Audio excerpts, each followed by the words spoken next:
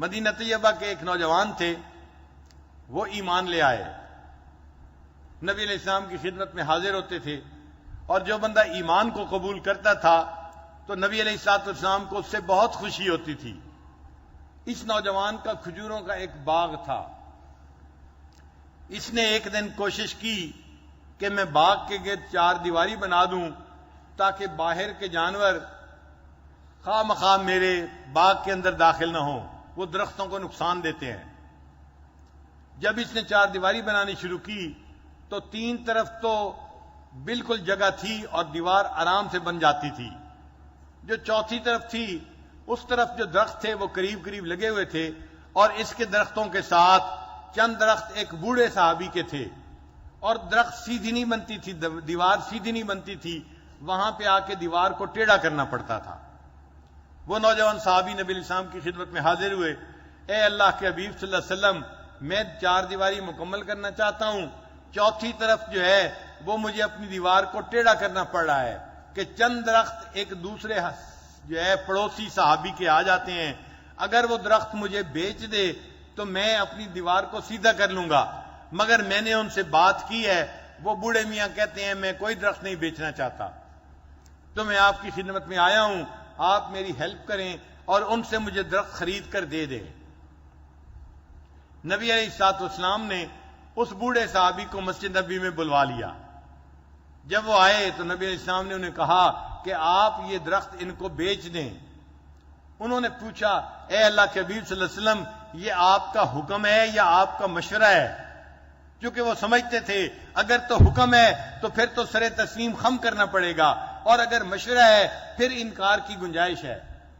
نبی علیہ السلام نے فرمایا کہ یہ میرا مشورہ ہے، اے اللہ کے حبیب صلی اللہ علیہ وسلم، بس میں جہاں رہتا ہوں نا، بڑھاپا آ گیا ہے، میرا دل چاہتا ہے کوئی مجھے وہاں سے ہٹائے نہیں، اور ان کھجوروں کا پھل مجھے لذت دیتا ہے، پسند ہے، میں ان کو کھانا پسند کرتا ہوں، میں ان کو بیچنا پسند نہیں کرتا، بس جو ہے اب مجھے کوئی نہ چھیڑے، مجھے اپنی زندگی یاد الہی میں گزارنے لگے۔ میں نے اس خریدنے والے کو انکار کر دیا، اے اللہ کے حبیب صاحب میں نہیں بیچنا چاہتا۔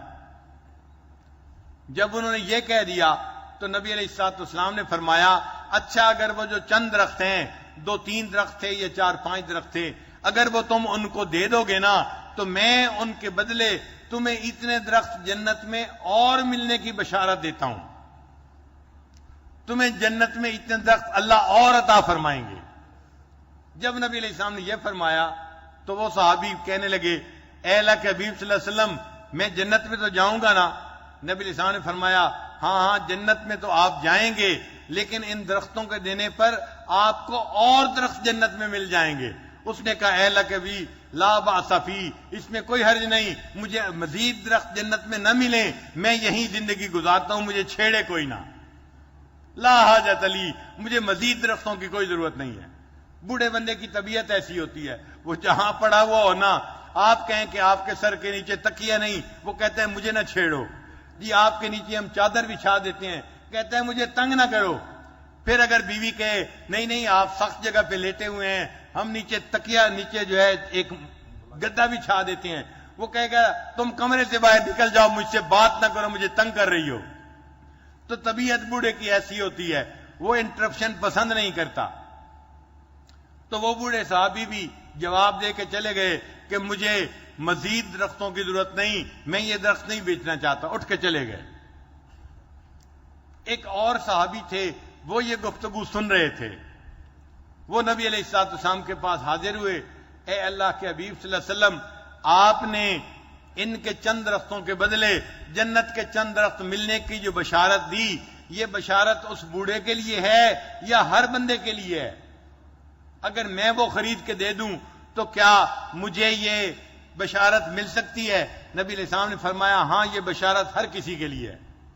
اب وہ صحابی وہاں سے نکلے اور اس بوڑھے کے پاس گئے، جا کے اس کے درخت دیکھے۔ اس بوڑھے کے جو 4 درخت تھے یا 5، وہ ایک خاص قسم کی کھجور تھی، اور اس کھجور کے 1000 درختوں کا باغ اس صحابی کے پاس تھا۔ یہ قباء میں رہتے تھے، یہ اس کے پاس گئے اور اس کو جا کے انہوں نے سلام کیا اور اس سے اس کا حال پوچھا کہ تم کیسے ہو کیسے ہو۔ یہ حال چال پوچھنے کے بعد اس کے پاس بیٹھ گئے اور بات چیت کرنی شروع کر دی۔ یہ نفسیات جانتے تھے، سمجھتے تھے کہ بوڑھے کو یہ پھل پسند ہے، یہ ورائٹی پسند ہے، انہوں نے اسی ورائٹی کی باتیں کرنی شروع کر دی۔ تو بوڑھے کے چہرے پہ تو خوشی آ گئی کہ میری پسندیدہ ورائٹی کی کوئی باتیں کر رہا ہے، تو بوڑھے نے اس سے باتیں کرنی شروع کر دی۔ جب بندے کی طبیعت کھل جاتی ہے نا تو پھر وہ دوسری بات سننے کے لیے بھی آمادہ ہو جاتا ہے۔ جب بوڑھے نے خوب باتیں کرنی شروع کر دیں، اس دوران اس صحابی نے کہا ایک میرے ساتھ سودا کرنا ہے۔ انہوں نے کہا کون سا؟ کہنے لگے کہ میرے پاس 1000 درختوں کا باغ ہے قباء کے اندر۔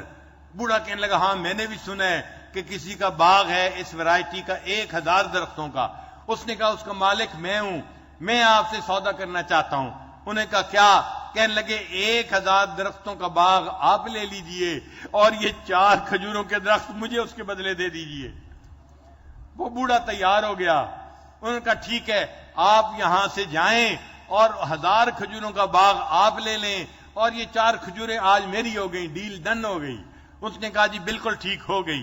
یہ صحابی مسجد نبی میں آئے، اے اللہ کے حبیب صلی اللہ علیہ وسلم، آپ نے جن درختوں کو لینے کا فرمایا تھا میں نے وہ درخت لے لیے ہیں، اب وہ میری ملکیت ہے، میں آپ کی خدمت میں ان کو ہدیہ پیش کرتا ہوں۔ جب نبی علیہ السلام کو وہ درخت مل گئے، آپ نے اس نوجوان کو بلایا اور اس کو کہا کہ بھئی اپنی 4 دیواری سیدھی کر لو، وہ درخت مل گئے ہیں۔ وہ نوجوان بھی خوش ہو گیا، اللہ کے حبیب صلی اللہ علیہ وسلم بھی خوش ہو گئے۔ اب یہ جو صحابی جنہوں نے 1000 کھجوروں کا سودا کیا تھا، یہ اپنے کھجور کے باغ میں واپس آئے اور دروازے کے پاس کھڑے ہو کے اونچی آواز سے اپنی بیوی کو آواز دینے لگے، فلاں کی امی فلاں فلاں، جو اس کا نام تھا، فاطمہ تھا یا کوئی اور تھا، فاطمہ فلاں فلاں جلدی باہر آ جاؤ بچوں کو لے کے اور سامان کو لے کے۔ تو بیوی نے جواب دیا خیر تو ہے، آپ نے مجھے اس طرح تو باہر کھڑے ہو کے کبھی نہیں بلایا جیسے آج بلا رہے ہو۔ وہ صحابی کہنے لگے اس لیے کہ میں نے اس باغ کو بیچ دیا ہے اور میں اس باغ میں خود داخل بھی نہیں ہونا چاہتا، اتنا بھی فائدہ نہیں اٹھانا چاہتا، میں باغ کے باہر ہی تمہیں بلا رہا ہوں، آپ باغ سے باہر نکل آؤ۔ وہ کہنے لگی کیوں نکل آؤں؟ کہنے لگے میں نے سودا کر لیا ہے۔ کہنے لگی کون سا سودا؟ کہنے لگی میں نے 1000 درختوں کا باغ بیچ دیا ہے اور اس کے بدلے جنت میں مجھے 4 کھجوروں کی بشارت مل گئی ہے۔ وہ بیوی کہنے لگی اللہ تمہارا بھلا کرے، تم نے زندگی میں کبھی اتنا اچھا سودا نہیں کیا جتنا تم اچھا سودا کر کے یہ میرے پاس آئے ہو۔ یہ وہ ایمان تھا جو نبی علیہ السلام نے صحابہ کا بنایا تھا، ان کے زندگی میں جنت کا مل جانا مقصد تھا، آخرت کا سنور جانا مقصد تھا، اور اس کے لیے وہ اپنی دنیا کی ضرورتوں کو کم کر لیا کرتے تھے، قربان کر دیا کرتے تھے۔